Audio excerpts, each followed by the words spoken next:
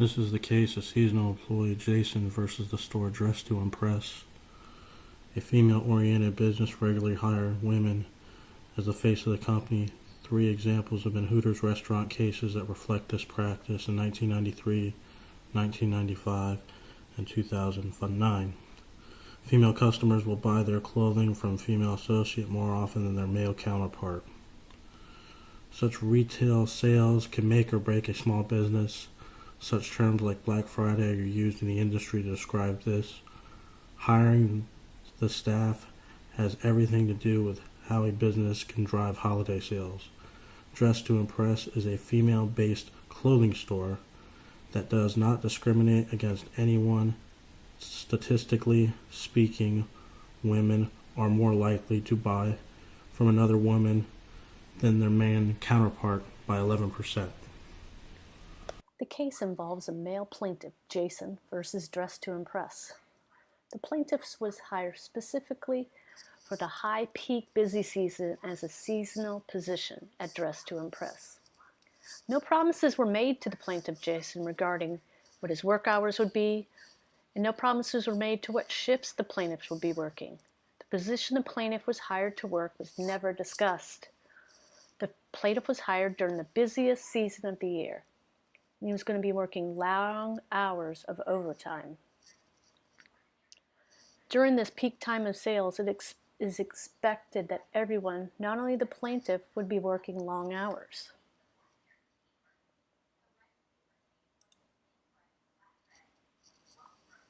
After being hired for the warehouse driver, Jason voiced his distress to the owner of Dressed to Impress. Jason wanted to be hired as a sales associate. The owner of Dressed to Impress did not understand Jason's hostility. During the interview, Jason explained that he wanted to make some extra money during the holiday season. Linda, the owner, didn't understand why Jason was so upset. The owner of Dressed to Impress did have experience with some disgruntled employees in the past and felt that Jason would adjust to his job at Dressed to Impress. The owner of Dressed to Impress left the conversation with Jason and kept the status quo. Jason's increase in hours left him upset. But Jason wanted to work at Dressed to Impress so he could save up money in his savings account. He should be happy, right? Well, Jason wasn't happy. He felt he deserved to be a sales associate at Dressed to Impress. He was so upset and angry over the result of the investigation by the EEOC. He didn't get the result he wanted by filing the complaint with the EEOC. He felt he was being discriminated against. But the EEOC did not feel the same way Jason did. Dressed to Impress does hire male employees. They have positions in the company that demonstrates this. Warehouse position, driver positions. The positions of sales associate is referred to the female employees. Dressed to Impress caters to female patrons.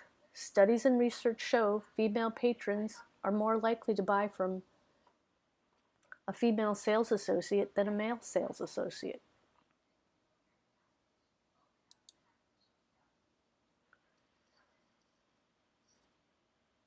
What did the plaintiff do? Well, he complained, did not prompt team building, and pushed against being a team player.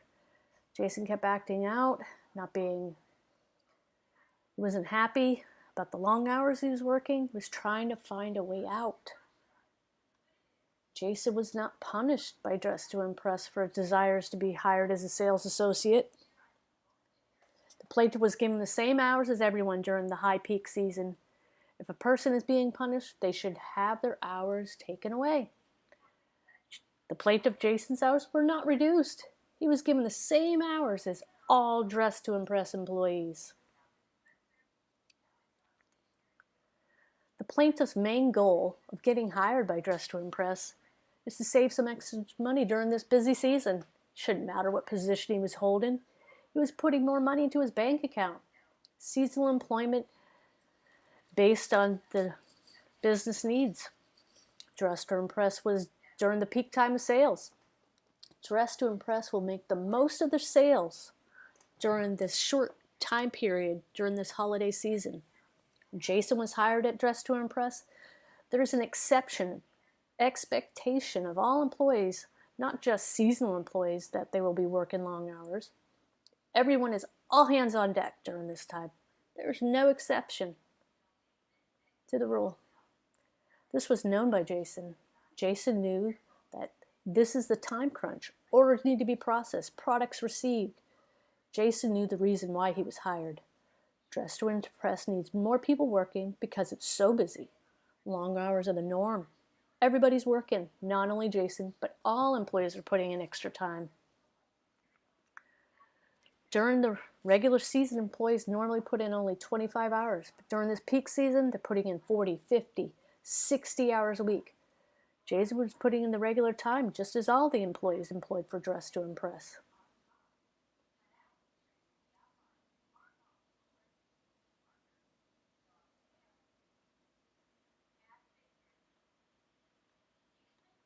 Dress to Impress did not violate the EEOC law of discrimination with Jason.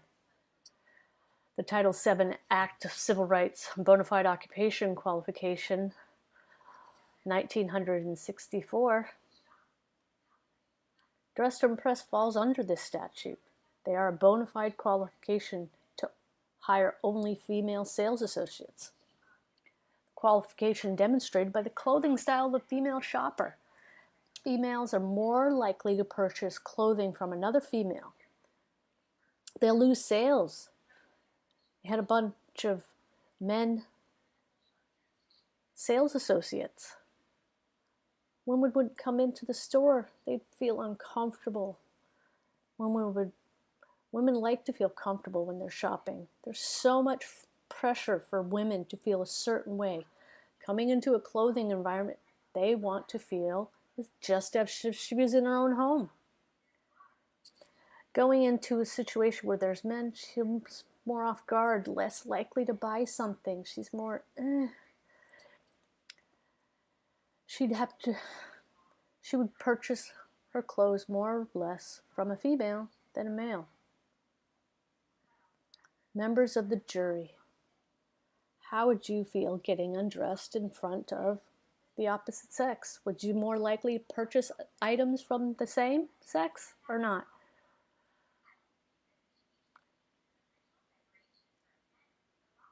Dress to Impress did not discriminate against the plaintiff, Jason. By hiring him to work as an employee, the plaintiff has not given any evidence to us that he has been discriminated against.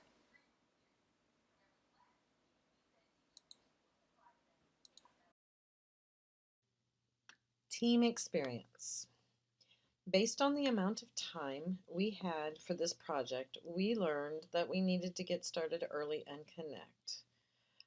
As I learned from one of my courses last semester, I kind of fell behind as I wasn't prepared for this, so I reached out to everybody as quickly as possible to get started, as I know that 8 weeks doesn't always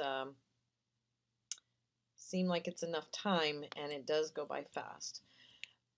We learned how to recognize strengths and delegate responsibilities. As each one of us did our strengths and weaknesses, they were identified in the beginning. We put forth what we would be contributing as far as those strengths, and then as we got through each part of the project, the person who had the most experience in the different parts then would delegate the different parts of the responsibilities. Not only that, but we also seemed to fill in places that needed extra help. Like we were able to recognize where there was a need, and someone always seemed to step up and help out in those areas.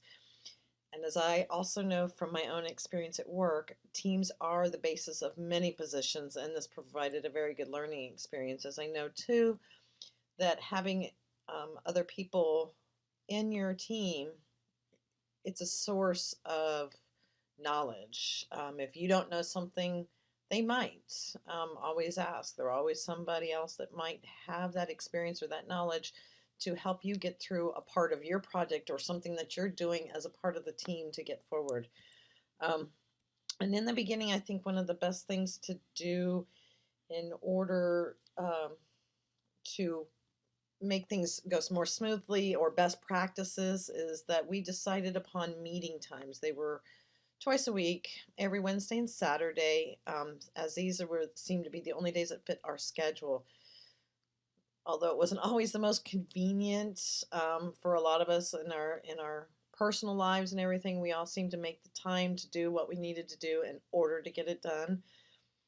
We all have very busy lives, work, family, school, etc. So we did learn to take the time and make sure that we got everything done.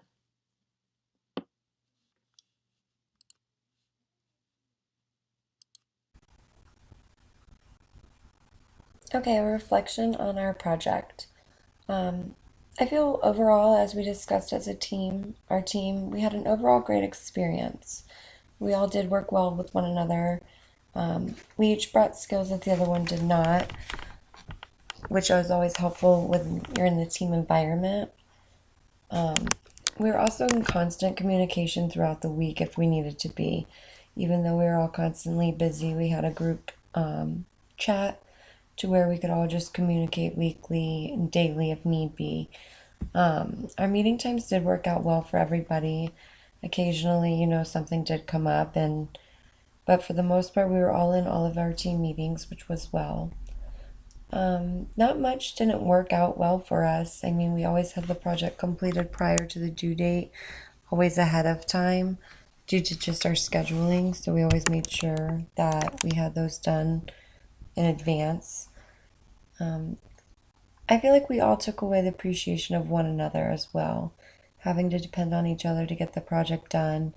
It's a big step. You always have to, you don't ever know who's reliable and when. So relying on somebody to help communicate to your grade is a huge thing, and I feel like we all appreciated each other and the ending outcome of the whole group project. Like we said, group projects can be difficult with busy different lifestyles and schedules and families and extracurricular activities, but the project we took away a very positive experience overall. We also learned that there are multiple laws that could pertain to the same case. Businesses should be very aware that each of these laws, try to avoid them at any cost. That way, no lawsuit can happen or come their way. During the course of our project, we didn't have any major issues. And if we did come across something, we all grew together to where we could just talk about it and come up with the best possible resolution of the team. That way, there was no misunderstandings. Overall, though, I believe all of us, we took away great appreciation for the group and a great learning experience as well.